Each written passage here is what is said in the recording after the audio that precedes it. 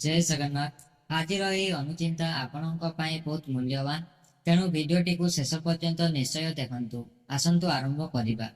माता पिता केवल संपर्क नुहे, से माने जीवनर प्रथम भगवान। तांको आशीर्वाद जहा पाखरे थाए से जीवन रे केबे सतरे हारे नाही।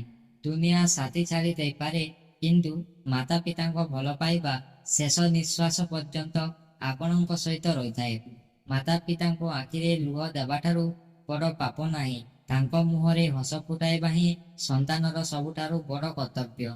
मंदिर रे पूजा करिबा पूर्वरु घरे थिबा माता पितांकु सम्मान करंतु।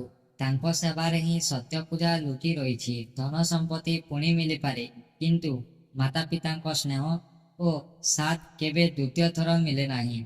जेउ घरे माता पितांको सम्मान हुए, सेही घरे सुख शांति और समृद्धि सबुबेले बास करे। आपणक सफलतार पछरे माता पितांको त्याग लुचि थाए। तांकु केबे भूलंतु नाही। समय थिबा बेले सम्मान दियंतु। मार ममता और बापांको परिश्रम मिसी एक संतानर भविष्यत गढ़ी थाए। एही ऋण केबे सुझी हुए नाही। माता पिता वृद्ध हेले बोझ नुहे, सेमाने घरर सबुठारु बड़ आशीर्वाद। तांको सेवा ही सबुठारु बड़ पुण्य। आज जदि माता पितांकु समय देबे, काली आपणको संतान मध्य आपणको स्नेह सम्मान देव।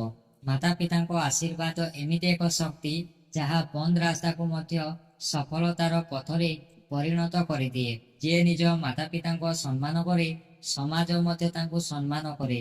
यह हेउछि जीवनर सबुठारु बड़ शिक्षा। माता पितांको सह दुई मुहूर्त कथा हेबा मध्य एक पूजा समान, कारण तांको खुशी आम जीवनर सत्य सुख रहिछि। माता पितांको हृदय जितिबा लोक जीवनर सबुठारु बड़ सफलता हासिल करि सारिछि। तांको आशीर्वाद अमूल्य। शेषरे गोटे कथा, आज ही माता पितांको पाखरे बसंतु, तांको खबर पचारंतु, कारण से समय चलीगले अनुताप छड़ा आउ किछि रही न थाए। जय जगन्नाथ।